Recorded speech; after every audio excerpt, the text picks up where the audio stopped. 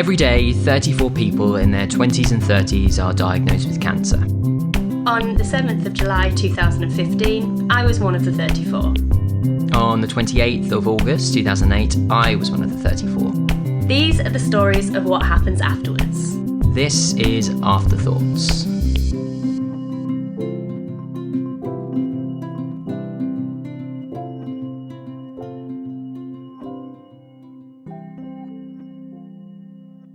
Hi everybody, welcome back to AfterThoughts. Hello Alice, how are you? I'm very well, thanks. How are you, Toby? I'm good. Today we are welcomed. We are joined by Should we do that Ryan. again? No, I enjoy that. I think that's fine. Alright. We are joined by Ryan. Hello, Ryan. Hi there, hi Toby, you okay? Yes, I'm all right, thank you. Ryan is a Trekstock Young Adult Ambassador and one of the, shout out. and one of the founding members of Cancer Lads Yes. as well. Alice, you want to tell us what's been going on with you? Yeah, Some sure. news? So, do you remember when we were on when we had Chris on the podcast Yeah, last week? We were talking about the might fact not that- be last week. Well, whenever it was. Okay. Well, we recorded it last week, Yeah. right? Okay. Yeah. Anyway, when we had Chris on the podcast, we were talking about the fact that my eyebrows never came back after treatment. So I draw my eyebrows on every day and it's very boring. And I decided that 2020 was going to be the year that I got my eyebrows back. And I booked in to get my eyebrows microbladed next week. But the best thing about it is I booked the appointment and you two are both like, fuck, I have I don't no give a idea what's shit going about on. eyebrows. Yeah. But the best thing about it is I booked the appointment and then I thought about it and I was like, it's actually exactly 4 years to the day since my last chemo. Wow. You're very good with dates, aren't you? Isn't that weird though? Because I Yeah. hadn't really thought about it. Yeah. And then boom. Can you just explain what microblading is? I have no idea. Yeah. And I'm not sat really here too with, sure. Sat here with two men who clearly have never had their eyebrows microbladed before. Microblading is like tattooing essentially. So you get your eyebrows tattooed, but they look like, rather than it being like a solid block, like a regular tattoo, they do like tiny little hairs. So What are they placing them in? no, or- it's like tattooed on. I'll show you pictures later because you're both Yeah. like. It's hard. I'm just imagining just a solid black line at the moment. Yeah. Let me find a picture because. Okay. But Alice, does this become like? Is there never the potential that your eyebrows will grow Well, I back? mean, they haven't grown back in 4 years. I know, so- but is there not the potential? So therefore, I think if they were going to do it, they'd have done it by now. right. And is Um, this, whilst you're looking for the picture, can I ask, is Yeah. eyebrows not growing? I'd never heard of that before. It does happen. Does happen. Yeah. Dependent on certain chemos or? I don't know. I think it's more to do with your hair, but I always say I would much rather that my eyebrows didn't grow back and my eyelashes did than the other way around. Because if I had no eyelashes Yeah. was weird, right? Yeah, very strange. Hang on, let me find it. Okay. Whilst you're doing that, Brian, and we're not even into the thing, but I'm going to ask because it was supposed to ask person before chemo, before cancer, but never mind. What did you lose your eyebrows? I did. They started thinning out a lot during sort of the main bulk of my treatment. I never fully lost them. Yeah. I kind of held on to them a while. They're quite thick, so they sort of stayed a little while. But then as soon as I had the stem cell transplant, that was it. It was like a full body wax. Yes. It was gone. Yeah, Everything yeah. was gone. Well, welcome to Afterthoughts, a series of podcasts that are on stories around young people who have experienced cancer. Today we have Ryan, and Ryan is going to be giving us some of the stories from his experience. And yeah, but before we jump into that, Alice, as we always do, person before cancer. Questions? Ryan, are you ready for your quick fire questions? I'm as ready as I'll ever be. They're quite like deep questions. Oh, okay. And meaningful. Am I going first? Yeah. Okay, cool. Ryan, please could you tell us your preferred pronouns? He. Could you please tell us who do people say you look like? And you can't say your twin brother. No, that was Oh my God, only we've answer. had 2 sets of twins. We have had 2 sets of twins. Yay! Chris Sorry, is yeah. also a twin. You I can't haven't say- actually really ever been sort of told I look like anyone in famous or anyone. Just my twin. That's all I get. Yeah. You've never been said you Never. look like anybody No, else. is it? Do you want to tell me one now? Is it one that you have now? I'm thinking. See that I don't think there's anyone I mean, that comes to mind. Put on the spot. I mean, you've had Yeah. years of being. people Yeah, like no, that. that's what I'm thinking. That's why I'm surprised. Oh. You know, I thought maybe someone would have come up with something good, but nothing.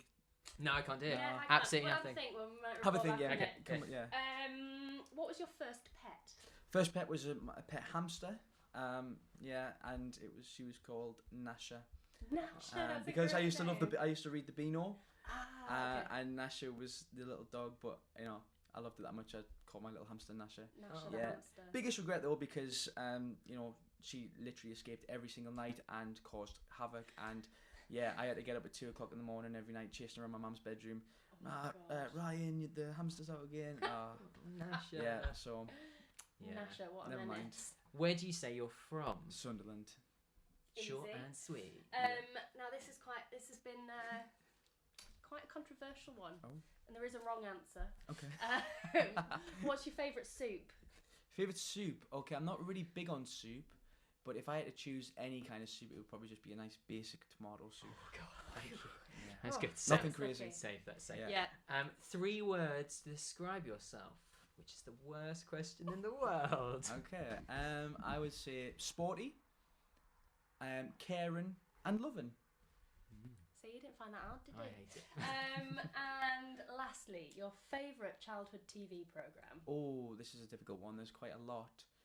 It's probably got to be, Tom and Jerry. Oh, good one. We Tom and haven't Jerry. had Has to be yet. Tom and Jerry. Mm, Yeah. Classic. Why do you look so surprised at Tom and Jerry? No, sorry, it was just quite classic. So I was quite taken by that. Yeah. That is a good one. Amazing. And Ryan, could you tell us your diagnosis, please? Yes, I was diagnosed with stage 4 testicular cancer. And how old were you? I was 23 at the time. Great. And could you give us a short summary of the treatment that you had for that? I had around 8 months of chemotherapy, and then I had a stem cell transplant, and then I kind of ended on an RPLND surgery. Okay. Well, I don't know what that means, but there we are. Yeah, that's all right. What can I just ask? With stem cells, did you have your own, or I you did, have- yes, yeah. because it wasn't blood cancer or bone cancer. I was able to use my own stem cells. Wonderful. Okay, awesome.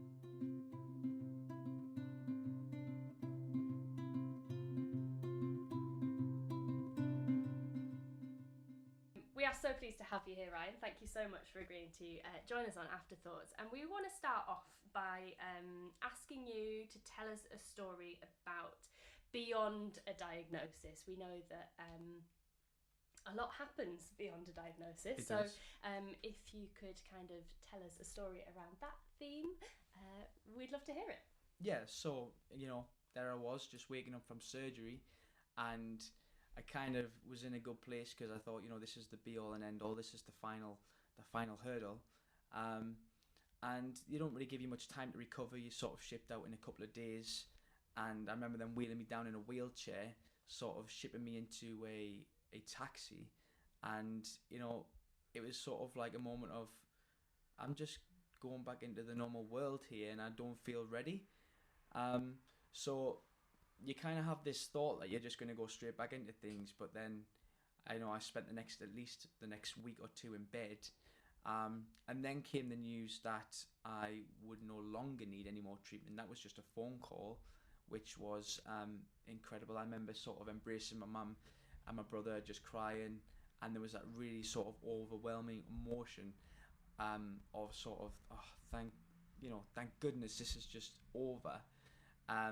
But then you kind of just sort of sit around and you go, right, well, what should I do now? And you're sort of just like looking around the same 4 walls you've looked at the past year, because you've just been locked up in the room. And you go, right, well, that's it. I can go back to work. I can go back to the gym. I can go back to sport. And before you can really sort of actually make any sort of sensible decisions, you just rush into these things. So, it wasn't long before I went back into work, and, I was very barely recovered. My hair just started growing back to the point where I could get, the very shortest of haircuts. And it was very strange. I remember looking back at a photo of me now, and it was just, everything was just like jet black. And I definitely still had sort of steroid sort of inflation of the face. Didn't realise that at the time because it had actually gone down. But yeah, I just remember going back into work, and sort of, I work as a primary school teacher, so you really have to be on it with kids. And I remember just sort of like looking around and all of the noise and the chaos, and just thinking to myself, am I going to catch any germs from the kids? You know, am I fully healed enough? Have I recovered enough to be in this environment? What should I be doing? Should I be asking them some questions? Should I be sitting down doing some group work with them? I almost forgot how to do my job because it'd been such a long time. And I just remember thinking at that point, you know, this is probably going to be harder than I thought it was going to be, because you have the mindset of who you were before cancer, but you're sort of lost in this world of, wow, I'm not who I was before cancer. I kind of really need to figure this out quickly because I've already thrown myself into the deep end. So I teach in reception, which is, probably the most chaotic year group in terms of energy. I kind of went in as a as a TA to my class, but it was a different class. This was supposed to be my class for this year, but I only met them before they started. Then I was diagnosed and went through all my treatment, and so then I got a new class who I'd never met, but it was my class in terms of my actual room and area, but they had a supply in, and they were very kind, and they said, you know, you can come in and do whatever days you want. I started on just afternoons. A little bit of a funny story. One of the boys that I taught in my first year, lovely little boy, he had like a really short haircut, and obviously before treatment I had a bit longer hair, and he said, "Oh, Mr. Collard, you've got your haircut like I do," and I just kind of had to roll with it like, "Oh yeah, I just loved your haircut so much, I just needed to get the same kind of thing." And he kind of, you know, obviously didn't really know what was going on, but yeah, that was quite funny. I think I was at a point where I sort of looked relatively normal to the human eye. Anyone who didn't know wouldn't know. So that was a good part, because you don't really want parents questioning, and you know, that sort of side kept a little bit separate, which was nice. The people who needed to know knew, and that was it. As funny as it sounds, a lot of people would do anything these days to get off work. I actually absolutely love my job, so I, would think about it all the time when I was ill, and thinking about how much the kids will cheer me up when I get back.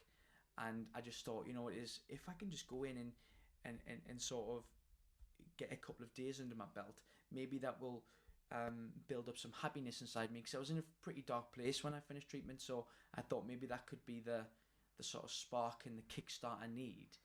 And I think that's probably why I rushed into it. But looking back now, I wish I took a little bit more time to, look after myself and really get myself to a place where I was stronger, more confident first before doing that, because I feel like that made it harder.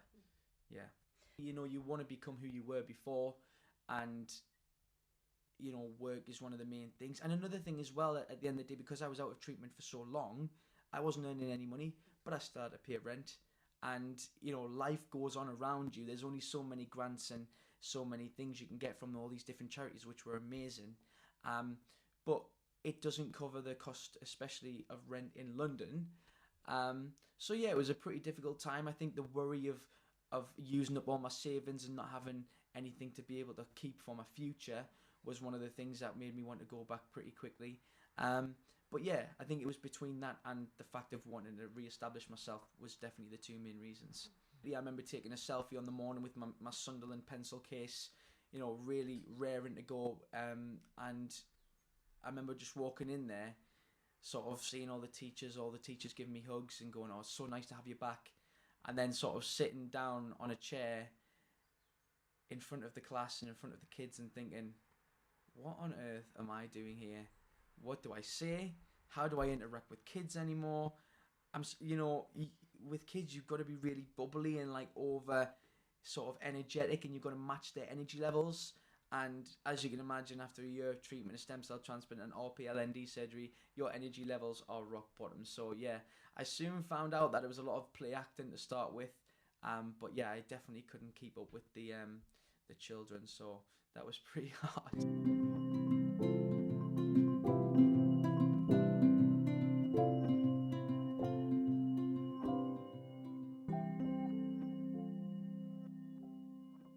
next on Afterthoughts, our topic is invisible impacts. So Ryan, we would love to hear a story around something that is perhaps not visible to others about the impacts of cancer. So over to you. Okay, so I think pretty much a lot of the sort of side effects from life beyond cancer are pretty much invisible. But the big one for me is probably fertility. So I was reminded of this when I was at work and I was having lunch with the children, and one of the boys just sort of out of nowhere, whilst eating his fish and chips, just sort of stood up and shouted, "I love my daddy," and I was there sort of, completely caught off guard, thinking, I might never hear these words, and I literally had to take my whole plate of food into the staff room and just had like a little 5-minute meltdown. It was pretty hard to hear, and then you sort of, all these emotions go through your head, why did he say that? Is it a sign? Is he said this because he knows? Do you know what I mean? It was completely random, and it really quite sort of struck a nerve. So when I was going through treatment, because I was caught so late on, they didn't actually give me a chance to bank any sperm. I didn't really even question this at the start. I didn't realise this was a thing. I just was told that I need to go straight into chemotherapy within the next couple of days, and that's what happened. Fast forward 6 months or so after my first, real real big cycle of chemo, they finally sort of turn around to me and go, or if you want, before you start your next cycle, you can try banking sperm. And I just thought, well, seems pretty pointless. Why didn't you ask me before? That was the first time I said to them, why didn't you ask if I could bank sperm before? And they said, you were quite ill at that point, and any sperm that would have been banked at that point we don't think would have been healthy. And then you go through those thoughts where you go, well, hang on a second, why didn't you just at least try? That was my best chance. But yeah, anyway, they tried, of course, like you do, and got a phone call within about 5 minutes, so they must have known it was pretty bad, that there was no sort of active sperm in there. I mean, it wasn't a surprise, but you kind of just go, oh, maybe there's one. So yeah, they fast forwarded again, second load of treatment, and just before I had the stem cell, they said, oh, we would like you to try again. I was like, fantastic, I'll give it another try. Tried again, absolutely nothing. But then again, chemo upon chemo, it didn't happen the first time. What are the chances, these strong, brave, fighting sperm are gonna, survive 2 loads? So I was pretty much prepared for that one. It was just they've offered it, so let's give it a chance. Fast forward, stem cell transplant, and then the surgery. Now after this, when I was having surgery, they did warn me that because of where they will be cutting, it's close to a nerve that can cause, I think it's called retrograde ejaculation. So basically what that means is, instead of sort of the sperm coming out, it goes back into the bladder. And I was like, okay. I mean, what choice do I have? At the end of the day, I need to have the surgery. So, thanks for telling me, but I mean, there's nothing really I can do about it. And then I had surgery. Obviously, it was a long time afterwards before I kind of discovered anything, because, I wasn't going to do anything for a while because you're in a lot of pain and whatever. But anyway, when the time came, sure enough, be it nothing came out. And yeah, I remember going to the toilet and, going for a wee afterwards, and sort of it being a bit cloudy, and thinking, okay, this is what they said, this is what they mentioned. This must mean that I've got, retrograde ejaculation now, which again, ruins your chances of, fertility even more.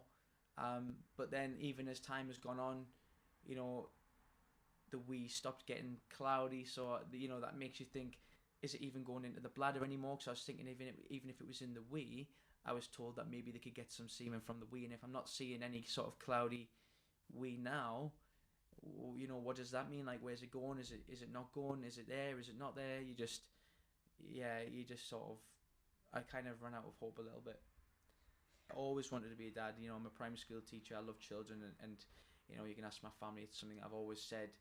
I've always wanted 3 children. I've always wanted 2 boys, 1 girl, and it's something that I talked about from being a teenager, and because I just loved my own family and I just wanted that experience when I was older. It was almost like I was living my life for that moment.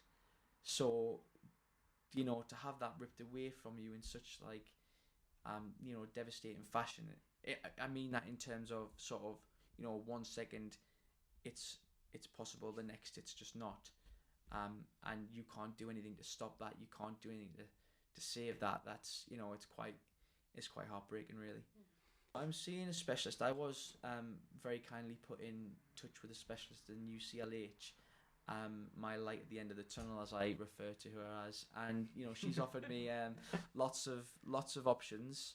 I've already tried one of the options, which is where, you know, you go to try and bank, but obviously, as you know, nothing comes out. But then you urinate into a pot afterwards to see if there's anything in there. Got the results back from that, and there was nothing in there, which kind of confirmed what I was seeing before when I was not really seeing anything. You know, you kind of know your own body and you can kind of sense if there's going to be something there. But she's sort of said, don't worry about it. We'll come back in 6 months. We'll give that one another try. You're still very fresh. You're still very new out of treatment and surgery. We want to give you the best chances of that. So I'm due to see her again in like a month or so. I think to do this test. Oh, actually, I need to do this test like a week before I go and see her. Not really feeling confident that this is going to show anything up. Although I have had like little spurts of random sort of liquid coming out at random points. I'm not sure what that is. It has the consistency of sperm, but not the look. That kind of fills me with a little bit of hope. Like, what is that? What is that? You know, you know, I'm just sort of like, I kind of want to collect it up and be like, oh, you know, like, if I collect enough, like maybe it's a good amount. You know, you just don't know.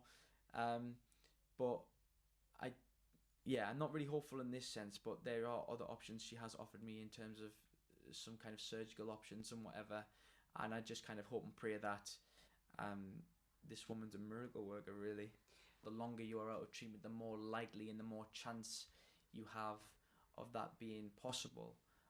That's why this woman is saying, you know, don't worry about it. Let's just wait. Time is the biggest healer. And it could take up to, like, you know, years and years. I'm a little bit impatient with this because, you know, I feel like I just want to know now if it's going to be coming back in 7 years or whatever. So you can kind of plan, because you don't want to wait and expect it to, and then you get to that point and then you've got to go down the route of, you know, IVF or adoption, or because those processes aren't easy / take a long time as well. So it takes a lot of thought, and that's why, I mean, I'm still quite young, but I'm at that age now where I would want to start. So yeah.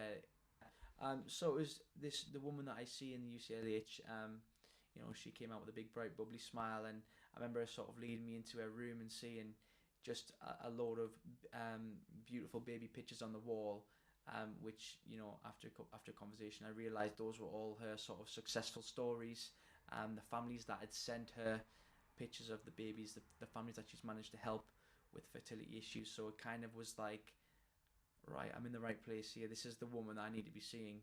If I've got any chance, this woman's going to sort of be the person to do the job for me.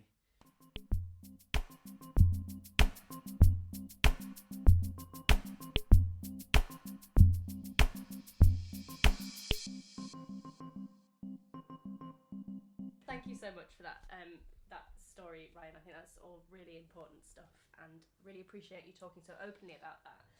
We're going to move on now to talking about those around us, and as I always seem to say when I do this segment, we know that obviously cancer affects individuals, but it affects those around us so much more. I already know the answer to this question. I was going to say, do you have a story about this? But I know that you do, and I'm really looking forward to hearing this one, so I'm going to hand over to you. Yes, so this story is actually about my twin brother Sean. We both grew up together, very, very close. You know, we sort of were the best things for each other, as in, you know, not just emotionally, but in terms of everything. You know, in academics, I was slightly better, but it boosted him up. He wanted to do better than I did. And then in terms of sport, he was slightly better than I was, so I wanted to do better than he was. I think that's a fitting start for this story because when it comes to cancer, we kind of had that battle again. I won, but we'll talk. we'll talk a little bit further into it. So basically, I was diagnosed on September the 1st, 2017, and my brother came straight down. We moved away. I moved away for work, so I'm down in London, and he's still back up north. And he comes down to be with me, being his extremely positive self. Sleeps on the floor next to me, and really looks after me for the first couple of days when I'm having treatment, which is just what you need, your twin beside you. And obviously his life goes on, he needs to work, so after a week he goes back down, promising to come back every weekend, of course. What he realised that when he was down visiting me, that actually that one of his testicles had swollen. He hadn't told any of us, obviously, as he didn't want to worry everyone after the news that I had just received. So he went home, and Sean being Sean didn't tell anybody and just went to get checked himself. A couple of days later, we get a phone call, and right, don't worry, I've got testicular cancer as well. Wow, it was a shock. I was, lay on the bed, being pumped with chemo, and to hear that news was that was harder for me, because it was just absolutely devastating. It just feels like, first of all, your life caves in, but then everything caves in. It was just one of those moments where you go, this can't be happening. I'm in a dream. Maybe I'm a bit hazy or something. This is not going well. But he was like, no, it's all right. They caught it at the early stages. I just need surgery. So my mum and dad were in absolute bits. My mum and dad both came down to stay with me. My mum and dad were like, one of us needs to go back up. Who's going to go up? Who stays down here? What on earth do we do? Both of our sons have got testicular cancer. Like, they were just, completely beside themselves. Anyway, Sean, really like, no, honestly, don't worry. I've got my partner here. I just need to go in for surgery, have my testicle removed, and that's it. So he has surgery, and that is fine for the moment.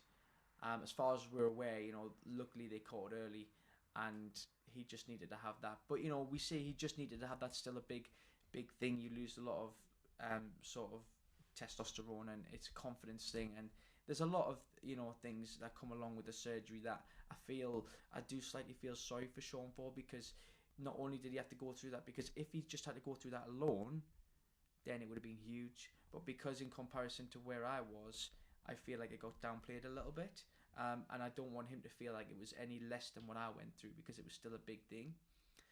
Anyway, he was there for me a lot. He came down a lot, as much as he could. Very, very supportive. Always you'll be fine, you've got this, the strong voice in my journey. Slightly annoying sometimes on my dark days, because when you're seeing absolutely zero light and he's there like Mr. Motivator, you've got this, you can do it. It's kind of like, all right, Sean, you've been seeing this for 7 months now, I'm still going through treatment, just give me a break, let me have a little rest, give me a hug or something, that's what I want. But I had other people for that, and he was that side of things. So we fast forward to my surgery again. He comes down for the week to help me recover, help me rebuild some strength. And after surgery, we're in great celebrations, and this is the end of it all. This is absolutely incredible. And then a week later, he goes home. He goes home from after seeing me through surgery. Like, right, this is it now. I can go back to work and not have to worry about him going through treatment and whatever. He goes home, and he opens the door to a letter that says, you will start chemo on whatever date. And we were just like, that's a bit strange. So he calls them up and goes, oh yeah, we're really sorry, we thought we'd call you in, we had called you in for a meeting, but you hadn't replied, and the person who sends the message out, there was miscommunication. So yeah, basically his had spread to a little lymph node in his back, and he needed to start 3 cycles of BEP treatment. So, just as soon as I had finished, it was almost like he had started, and it was, that was the worst time for me, because, I come out of it, we're all thinking this is great, but then, boom, cancer strikes again, it comes back. He was super positive. He was like, after everything you've been through, there's no, it's going to be easy, it's going to be fine, and that's what hurt me the most, because he didn't know how hard it was going to be. I knew how hard it was going to be for him, and I knew there would be that time where that positivity just gets less and less and less, and then it will hit him. And sure enough, it did. He really struggled towards the end. He was getting a lot of infections, and every time he was sort of discharged from hospital, he was sort of almost in within an hour, because he sort of had some kind of reaction, and it was becoming very, very regular. So yeah, that was hard. So I then moved down from London back up to Sunderland to be with him through his treatment, and it just felt like it was a never ending cycle. So I kind of, when he finished, we didn't really celebrate. We just kind of on edge, as if to think, right, okay, what's going to happen next? And all the time has been quite a long time now where we've both been out of treatment. We're still kind of just like, watching our backs, as if to say, are you okay? You feeling any symptoms, bro? How you doing? I'm like, oh, not today, not this week. I'm feeling alright. What about you? And I'm like, I think I'm alright. And yeah, we're just sort of waiting for the next thing, I think, at the moment. But yeah, I was very, very selfish in the thought that this is the worst thing. I'm going through the worst time. This is, the worst thing. Blah, blah, blah, blah. But then when we were told about Sean, it was a different level of sadness and emotions. The emotions you have for yourself are horrendous, but you're in control of them. But as soon as someone you love so much is diagnosed, it's uncontrolled. You don't know how they're going to take to it. You don't have any control over that. And it was just a completely different level of emotions. Although it was on a lesser scale, to me, emotionally, it was on a much, much bigger scale. So it was definitely a lot harder, and actually made me realise how other people felt with me, because I got to experience it with him. So I knew how my partner felt. I knew how my mum and dad felt with me. And actually, yeah, it was a lot harder. So yeah, definitely feel like it was harder watching someone you go through deal with it, without a doubt. So that right, you're both twins. Yes. You both get testicular cancer. Yeah. Like, there's got to be some genetic thing there. Like, what happened? Is there? You think so? Yeah. The doctors were very interested to take that a little bit further. We at the time were just a bit like, there's no sort of direct links from the family, so we were just like, it can't be. There's no one that's really had any sort of kind of related cancer that you'd think would just be passed down or whatever. But anyway, yeah, the doctors were very interested that my consultant got in contact with his consultant, and they said, let's do a genetic test. And they did that, and I got a letter a couple of months ago saying they don't think it, or they don't believe it to be genetics, which makes it even more of an unbelievable story. And my brother even said, and I quote, we have more chance of winning the lottery, but yeah, we still haven't won that. So Sean was he's very, very sort of understanding about things, and he knew that my treatment was a lot harsher, therefore my recovery would be a lot different. I used to get quite jealous of him when he sort of finished his treatment and was back to things, and he seemed to be pretty capable of things pretty quickly. Although I finished my treatment earlier, and then he went through his treatment, he sort of recovered quicker, and he was back to football, and he was back to doing all these things, and I was sort of sat there like, it's a bit shit. Yeah, it's a bit rubbish. I'm still going through all these, really, really big problems, and he can just get back to his life. I wish I had it that easy, I would think to myself, but then I remind myself it was never easy for him either. It was just those thoughts would always go through my head. We don't talk about it as much as you'd expect. We kind of passed it, and then sort of just went back to how we've always been. But yeah, he's very understanding of where I am, and wants to help me as much as possible. Ryan, we are now moving on to a question which is sometimes seen as quite binary, and actually I'm excited by the provocation that it asks. So we are going to explore gift or grievance. So a story about a gift that you feel that cancer has given you, or a grievance you have around cancer. Over to you, Ryan. So this is a really interesting one for me personally. So initially, when my brother and I were going through treatment, we always said that, you know, we must, I don't know whether it's a sort of a common thing, but we must raise awareness, we must show our support for the cancer community, but we never really knew how to do it. So we had all these good ideas. Oh wow, we'll create a cancer lads or a men with cancer community, but we were just, you know, two very basic lads from the north that didn't have any clue about how to do that, you know. So, you know, we just kind of were like, yeah, we got all these ideas, but there wasn't much action in what to do with it. We put our stories out. We put our story out a little bit in some newspapers, which was our little first step. But then randomly, we were kind of contacted by ITV. We thought it was a hoax because, you know, somebody messaging you on Facebook saying, "Hi, I'm from ITV," doesn't really sit well with me in terms of how many people can just sort of fake things these days. So, you know, I requested her email and I requested this, and we kind of broke it down that actually maybe she was pretty genuine and she does actually want us for this show, which just happened to turn out to be the Full Monty Show. A show that was shown in front of millions of people and an opportunity we've never were to have prior cancer. So that was a big opportunity, and I think that was really, really good because we met a lot of men there with cancer, men that we'd never really met before. We had pretty sort of quite quiet treatment that were sort of very personal and not really mixed with other men, never mind men our age. So that actually gave us the idea of how we want to do it. So we just formed a group chat with our men, and they were like, "Oh, you know, could we do this on a bigger scale?"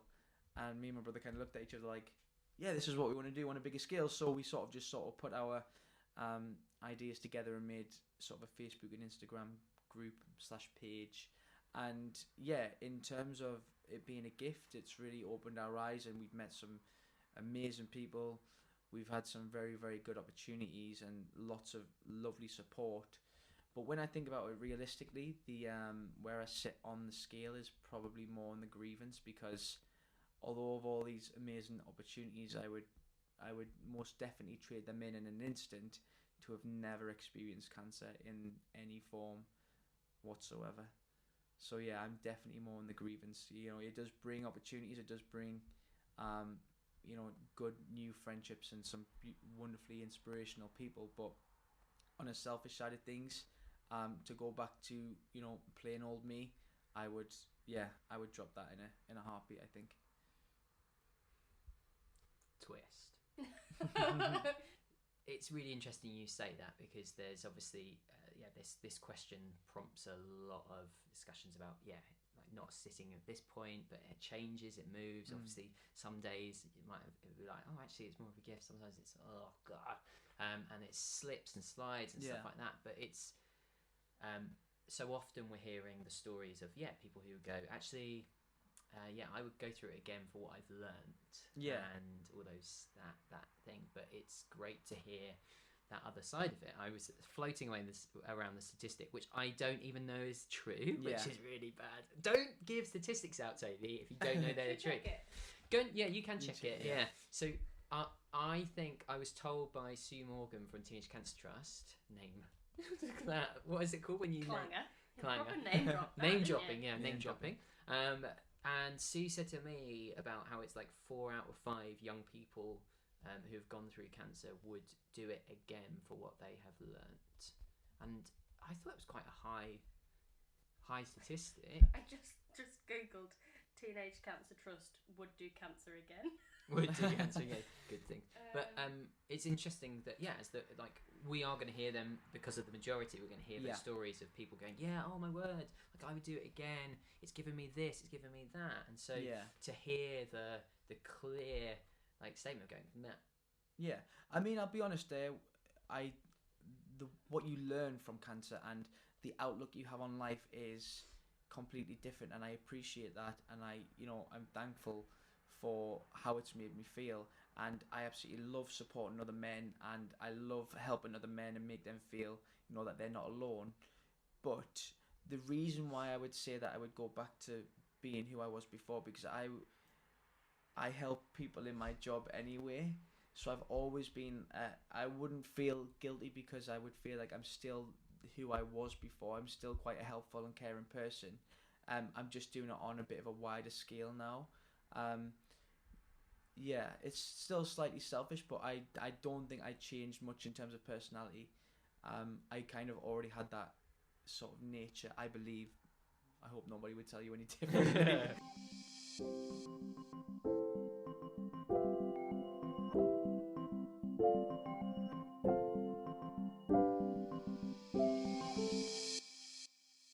There are so many conversations happening around cancer, especially in the young cancer community, but we still feel like there's a lot of stuff that goes unsaid. So Ryan, we would love to hear a story you have around the theme of lost conversations. So my theme is on sort of misdiagnosis or late diagnosis, and I'll start by saying in the summer of 2017, I just finished my first year of teaching, my NQT year, and I was planning on spending the summer, as you do, celebrating finishing and passing that year, and preparing possibly for the next year, ready to start again.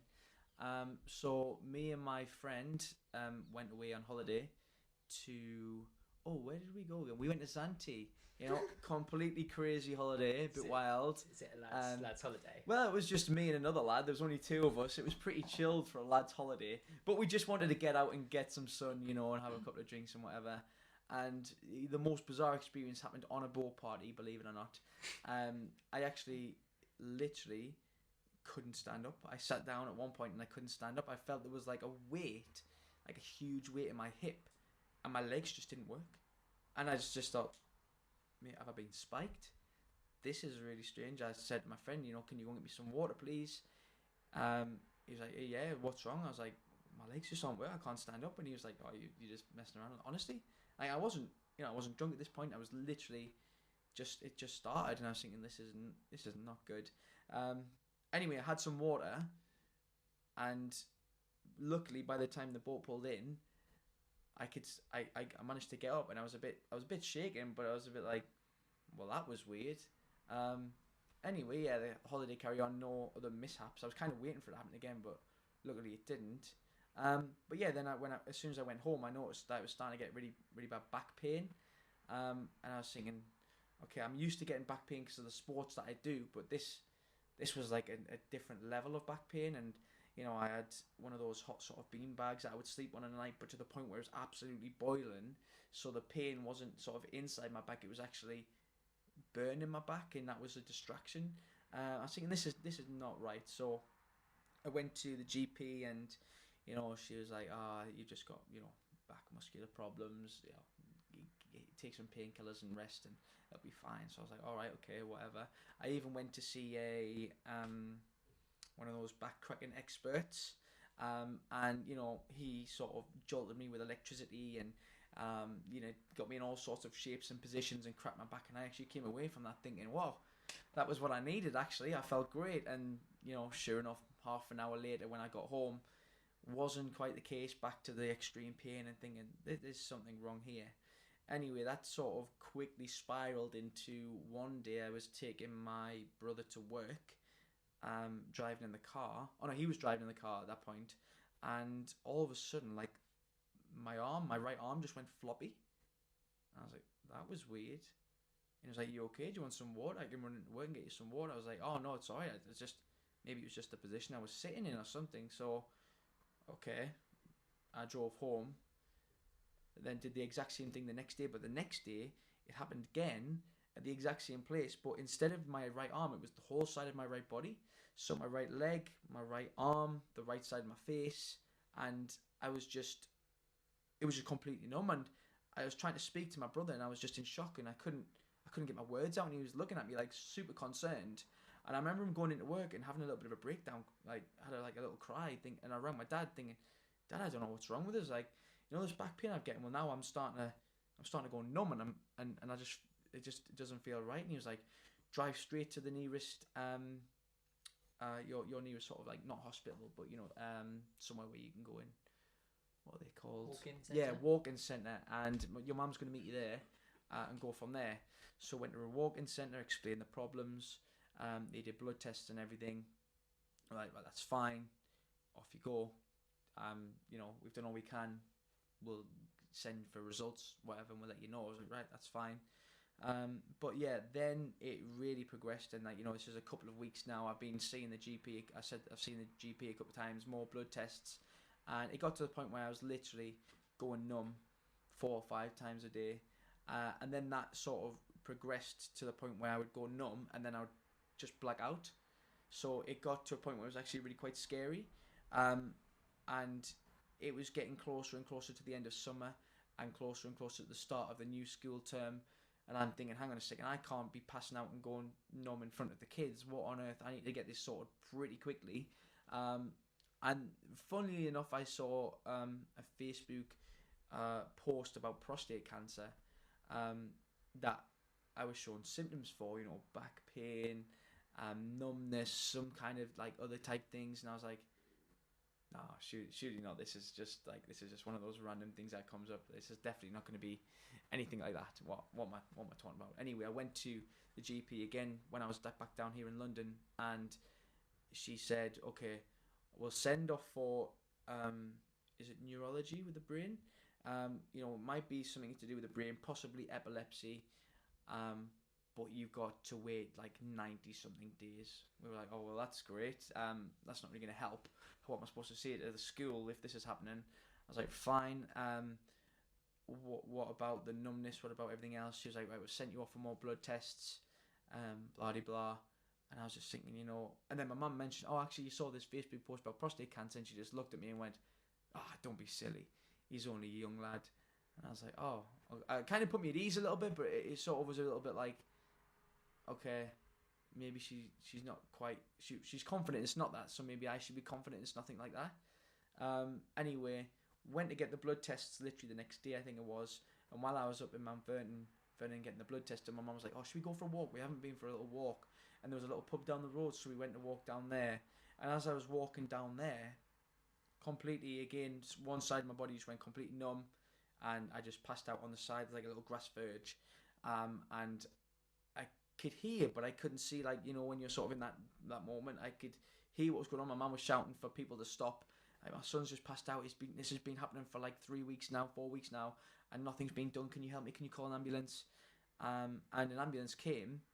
Bizarre, I was just outside of Mount Vernon, but an ambulance still came and took me to Hillingdon Hospital. And I just remember being there for the next day or so, but for the first period of it, it was just 4 or 5 different doctors coming in, checking me over, doing blood tests, the regular things. It was only when I said that morning I had felt a lump in my stomach that I thought was a bit weird, and one of the doctors went, oh, let me have a feel about that, and she was like, oh yeah, I can feel it actually, yeah, maybe we should do a scan. And it was from that scan that they realised, oh hell, how on earth have we missed all of this? And that's when they sort of got me in the room like, what we've seen in your stomach is a tumour, and we believe that you have cancer. And I later found out that with testicular cancer, you're sort of rated, or you're sort of they do treatment based on something called HCG levels, and they're supposed to be between below 2 and 5. If you're sort of 3, but you're consistently 3, that's fine. If you were 3 and then went up to 5, there would be a little bit of like, oh, that's a bit of a concern. We've got to keep an eye on that. And they told me that mine were 175,000. So yeah, just a little bit too late, I think. I've done, after a little bit more research, I found that there was, the record was around 200,000, and I think that they survived. But yeah, I was close to the record, but didn't quite get it. But that was pretty annoying to be so far and so late on, and to have I must have had at least around 30 or 40 blood tests. In fact, one of the hospitals even gave me a heap patch for my back, thinking that was a completely separate problem. So when I was diagnosed, I actually had this heat patch still on me, because they gave me a whole pack of them, and I was wearing them because I was in, incredible pain. And they were like, "Oh, why have you got that patch on your back?" I was like, "Well, they told me that I've actually got back problems. No, I haven't got cancer. I've got back problems." So, yeah, that was a big shock to the system. But at that point, I was really, really unwell, and I thought I was just quite glad that they actually, found an issue. I knew I wasn't feeling the way I was feeling because of back pain. So it was sort of devastating, but a relief at the same time, because, you just want to be told what on earth is wrong with you. So, yeah. I think, misdiagnosis amongst young people is so common, and you're right, people aren't talking about the fact that happens. They're not, because it's still so unusual for a young person to get cancer, and that's what happened with Chris as well. When she was diagnosed with stage 4 breast cancer, it was because she was diagnosed late. She was misdiagnosed again and again and again. So as a conversation that needs to be had, what do we think, what do you think could change? Like, is there anything that... I just think GPs need to show more concern. If people are coming to you with real, genuine issues, don't just give them the old antibiotics and a general blood test and walk away, because the general blood tests don't actually sort of check for HCG markers. There's a special type of blood test that you need. The general blood tests just, show up all the other things in my body that were fine. So... if someone's really, really coming to you and they are really concerned, listen to them, because I knew something was wrong, but because of them showing any kind of, there's no way, it made me think that there was no way. So to the point where I was diagnosed, it was just a real big shock. How can somebody in a professional place of, a GP, turn around and say there's no chance, when actually there is a chance. The chance might be small, but there is a chance. They sort of give you unrealistic hope, and then you sort of just get hit with the cancer sort of stick, and you go, wow, I'm in this world now. What on earth do I need to do here to get out of it? Do you know what I mean? And like you said, there's so many problems that come of it. They could just definitely sort of sort them out a little bit beforehand, just by being a little bit more inquisitive. Do you know what I mean? Asking sort of more questions. I think because they've just got so many patients to do, that you're just a quick. And one of the doctors actually said, or one of the GPs actually said, because I did a lot of sports and I was actually quite healthy and active, that actually masked a lot of the problems for me. So they said if I wasn't as sporty and as active, all these things that you're told you should do to stop yourself getting these illnesses and cancer and whatnot, that actually was a hindrance in terms of my diagnosis, because if I was just a general person, maybe I would have had more problems that would have led to a diagnosis a bit quicker. The last story of this podcast is Don't Laugh. Which is mainly pointed at Alice to see if you can make Alice. I mean, you laugh at everything. But a lot of things around cancer are so heavy. There's and rightly so, there is so much. But we want to also highlight some of the lighter sides that perhaps are experienced by going through this. What are you laughing at now? Experience. You're laughing at me saying experience again. Yes, I know. But Ryan, we're going to go over to you for your last story. Don't laugh. Yeah, so I know a lot of people during their treatment deal with it through humour, and actually a lot of people that I've come in contact with use humour on their social media platforms, and I actually love it personally. But for me, when I was going through treatment, I actually really struggled with the humour side of things. I just kind of found everything really dark and really depressing, and I couldn't find the humour that everyone else was finding around me, and friends and my brother more so would make jokes, and I'd laugh initially, and then I kind of just sit there and go, this actually quite hurt me a little bit, and then I'd go into myself a little bit and be like, actually that's quite offensive, and it kind of I was a bit of a killjoy really, but I didn't let it show. But then when I was by myself, I was a bit like, I didn't really enjoy the humour side of things. However, the funniest part for me kind of came after treatment, and when I was starting to feel better, and actually I could find humour in things a bit more. We went on a family holiday to Florida, and we were in Miami for a couple of days celebrating my mum and dad's wedding anniversary, and also me and my brother just being here, to be honest. And it was a beautiful, beautiful place. It was like looking over the skyline in Miami. And my mum was like, let's get cocktails. I was like, oh, absolutely, what do you want? And there was a bizarre range of cocktails. I just went for the fruitiest one. And everyone else's cocktails kind of came out before mine. Beautiful glasses with sort of like all these decorations on. I was like, oh wow, I can't wait for mine to come. Let's see what I've got here. And no beautiful tall glass with decorations. I just get what can only be described as a chemo bag with sort of purple liquid in it and a straw. And I was just sort of sat there looking around thinking, has somebody told them something, or why is this happening? Like the first thing, everyone around, like all my family were just like laughing, like, what is that? So I found the humor in that side of it, but yeah, it was a very, very strange experience that was, I think. What did it taste like? Better than... No, it was beautiful. Yeah, it was actually really, really nice. It was quite like a sour and fruity at the same time. That's why I chose it initially, not because I knew it was going to be in a chemo bag. Oh, yeah. Yeah, I had no idea. There was no pictures of it. Yeah. No, it was the cocktail was lovely, but yeah. The delivery left something to be desired. Yeah, the delivery was, it was almost like, when they come out with a birthday cake and they're all around as if to say, like, they're expecting a reaction. It was all very comical and yeah, everyone just looked.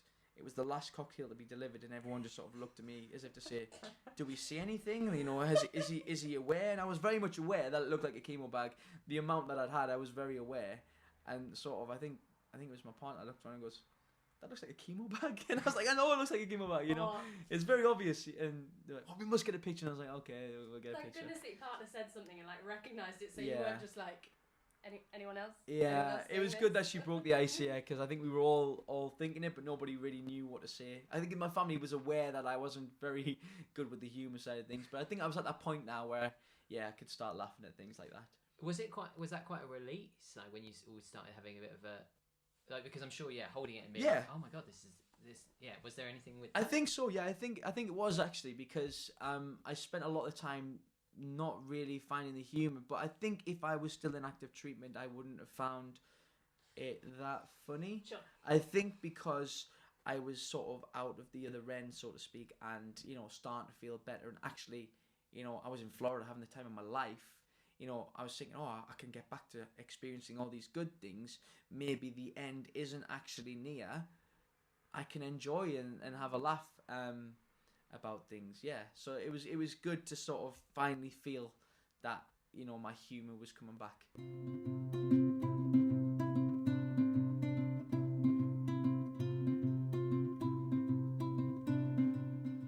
What we like to do at the end Yes. of Afterthoughts Yeah. is we have a little afterthought on the episode. Okay. So, do you have any afterthoughts on today's episode? Well, yeah, actually, it's nice to speak again more openly about my own story, and I just love to hear from more young men and women about their struggles and to get them to sort of get their stories out there, because I feel like we are a minority voice. To us, we feel like the majority because we're in the cancer world, so we feel like we hear a lot of it, but actually in the reality, when you look outside of our little cancer bubble, there's not actually that many. And I feel like people who aren't in this cancer bubble aren't aware enough. So it's important, because we hear all these cancer stories and these struggles a lot, but actually from the outside looking in, it's not as often as we may think. Yeah, I think you're right. Toby, what's your afterthought for today? I'm glad you asked me.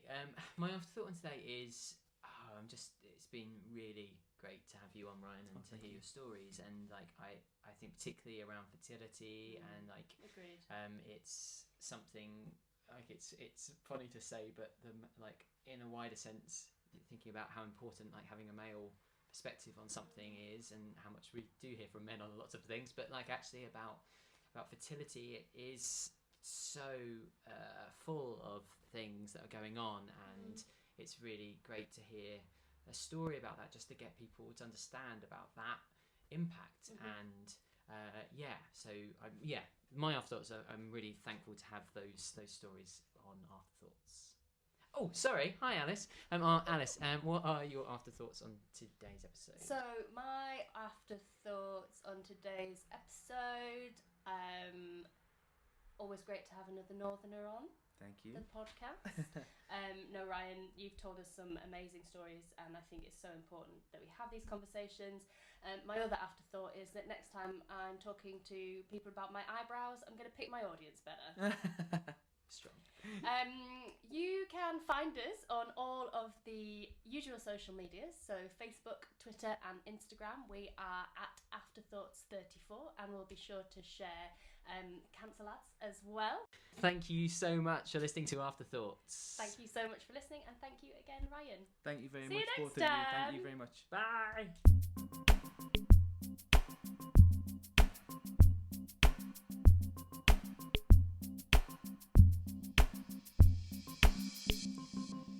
If today's episode of Afterthoughts has sparked any thoughts or feelings that you'd like to speak to somebody about, we would really, really recommend you grabbing a cup of tea with a friend or dropping them a WhatsApp. Or you could speak to our fantastic charity supporters, Trekstock. Trekstock get young adults in their 20s and 30s moving again, physically, socially and psychologically, when cancer has stopped them in their tracks. Find out more at www.trekstock.com. Afterthoughts is produced by Alice May Purkiss and Toby Peach from Beyond Arts, with sound design by Kieran Lucas. Thank you.